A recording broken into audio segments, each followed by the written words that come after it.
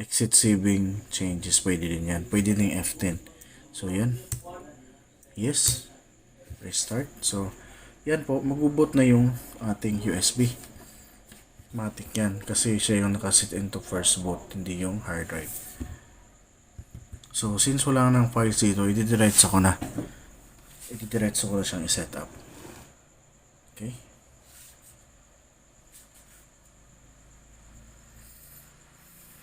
Hopefully, mag-boot siya.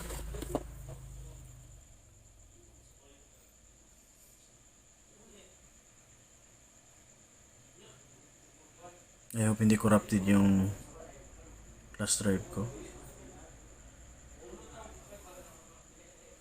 So, itong version na to is 64 eMMC. So, medyo bababa yung ano niya, no?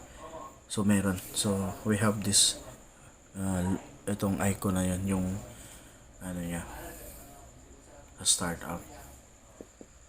So, since walang file, as per customer, next, click install now. Masundan, sana masundan ninyo. Yan lang.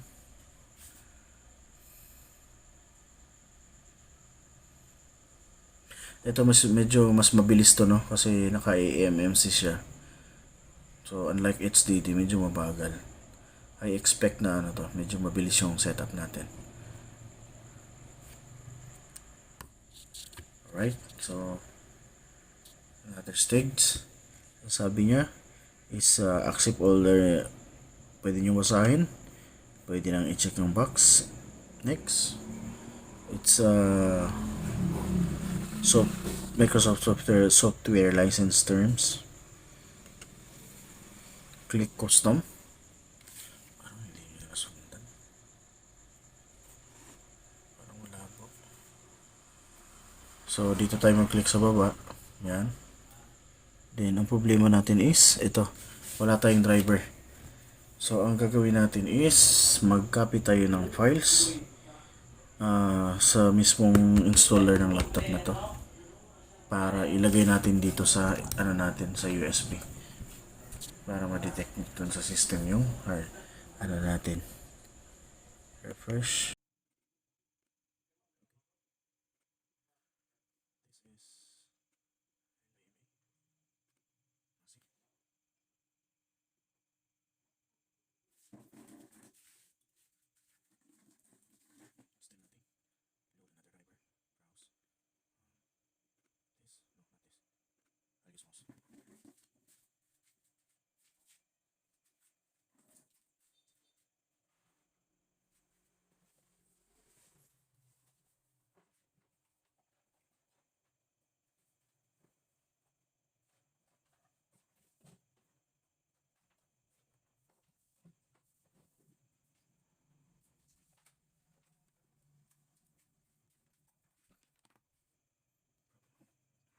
Only two spots, ports, so not possible. Okay, now let's this one. How about this? No, not this. Okay, so this one. So I'll try this HP support. No, browse.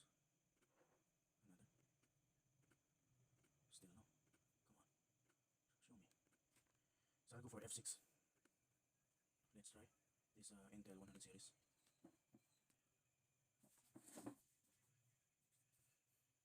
Still nothing. Slow driver, browse. Same. F6. Then C230. I'll go with 300 series. Next. Again, and next is 400 series, 6th generation. Let's see. Same. Low driver, browse. Same process. And this one. I think I have a problem with my camera. And this. I wish you can see it. Same, nothing. Low driver. I'm gonna go for 6th generation. Chipset. Driver. If not, I'll go further. See. Same. Command. Browse. USB. This thingy. And this.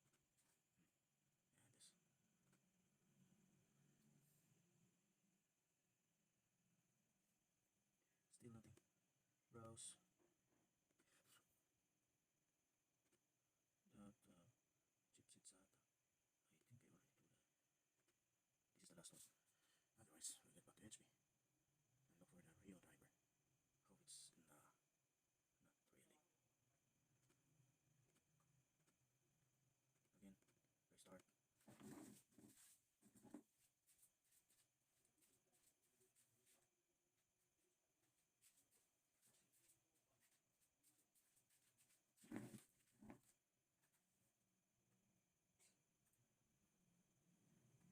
Na akong i-ano dito sa model na to, no.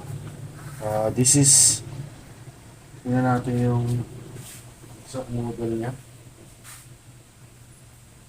It's a HP Stream laptop model 14CV16 4WM. So ito yung sa lahat ng na-encounter ko so far, any brands, ito yung pinaka stupid na design. Okay? So bakit stupid? Kasi itong version na to, may HP Stream 14. I don't know anong series yun, anong model. Na meron siya, nakita nyo dito. Meron siyang dito. Dapat merong ano yan for the M2 drive. So from here, dito isusolda yun at saka dito na ididikit yun. So, dapat yun yung nangyari. So, nangyari sa model na to, ito, panless to, no? Merong memory, okay, maganda yun. Kaso, yung built-in niya, eMMC 64GB. So, anong nangyari ngayon, corrupted na yung eMMC niya. Kaya naging useless tong unit. Sayang, maganda pa naman. Battery is okay, memory is okay, pwede natin i-upgrade. Everything is okay, nagdi-display po yan. Pero, wala na, hindi paano gagawin yun, wala na corrupted na nga yung ano. Yung ano niya, eMMC drive niya na 64GB. So, upgrade, hindi po pwedeng i-upgrade kasi nga wala dito. Tingnan nyo, design niya, wala. So, ito yung pinaka-useless na nakita kong design sa HP. So, siguro mura lang to, no? Pero tingnan nyo naman, pag nag-corrupt yung built-in niya na eMMC na 64GB, wala na kayo, tatapon nyo na. I don't know, pakicomment nyo sa bababa kung anong pwede pang gawin dito, pero hindi nyo naman pwedeng soldahin yan. Kasi tingnan nyo, no? Walang ano yan, nasa PCB, walang socket dyan. So, yung HP Stream na ibang model meron dito. Dito hanggang dito. Na kaya na pwedeng salpakan ng M.2 drive. So, ito wala. So, nagiging useless ito ngayon. So, congrats HP, no? So, ito, pakita ko sa inyo. Kasi dito, I don't know, sa drive, pero dito pa lang kasi hindi ko na ma-locate yung drive. So, okay pa yung battery nito.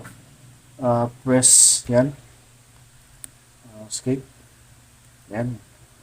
Yan, escape. So, here, pupunta tayo ng BIOS. No, tapos na ako, kinalikot ko na lahat yung BIOS, everything. So, pakita ko sa inyo yung System Diagnostic, which is F2. Yan, F2. Ito yung F2. So, okay. So, now, nandito tayo sa memory test. Isa storage test natin. Yan. Okay, storage test yan. Nakikita ba? Okay. So, enter ko ngayon yan. So, mamili tayo. Quick check or extensive check. So, I would select quick check. So, you see, no storage installed. Alright, okay. Press ko ulit enter. Again, storage test, enter. Extensive check. Enter. Ayan, wala. So, natural, pagpunta ko dun sa ano, wala tayong makikita. Makita ko sa ibot ko. Ibot ko tong bootable. Siyempre, Windows 10 to eh. Naka-pre-installed ang Windows 10. Dapat pwede natin i-recover to. So, okay. Main menu. Exit ko. Yes. Then, punta na ako dun sa so, balik tayo. So, napansin ko, no, kaya pa error yung ano, or may error talaga. Kasi itong board na to, yes, meron tong ano, eMMC. So, eMMC is located po dito. Okay, sa ganitong model niya. Ito yung I/O chip, Super I/O. Ito yung mga coils. Yan, okay, mas maliwanag. So, ito yung mga coils, memory. Itong malaki na to, Super I/O yan. Pwede naman natin baklas. Okay, ganyan. So, ito mga ano to, mga MOSFET sa power niya, ito mga IC. So, dito po naka-set yung, dito po dapat yung eMMC na chips, which is SanDisk. So ang nangyari po, wala po ngayon. Nadidetect siya doon na may SanDisk pero hindi ano kasi wala, kahit meron tayong driver kaya hindi pala nadidetect dahil dito. So merong nag-work dito kasi meron pang ano, parang flux, basa ng flux. So may nag-ripple ito, ni-remove yung eMMC na chips. So wala talaga. Wala talaga tayong, hindi natin ma-install yan. Okay? So it's either hindi ko na i-try, siguro orderan na ng buong board to na yung nakita ko mga around 4,400 from China, no. So papalitan to except dito sa RAM at saka yung dito sa card. So ito lang, itong assembly na to. So wala, kahit anong gawin dito, kahit mayroon pa tayong driver, kaya pala nag-error kasi may ni-remove yung eMMC. So siguro may problema yun kung sino. Kasi yung mga screw dito kulang na, no. So ito yung cause niya, ni-remove yung chips dito na eMMC. So yan lang po, nagtatapos ating video. So i-update ko lang kayo kung meron tayong mga ano dito. So ang advice ko dito is mag-replace na lang ng bagong logic board. Okay, so hanggang sa muli, bye.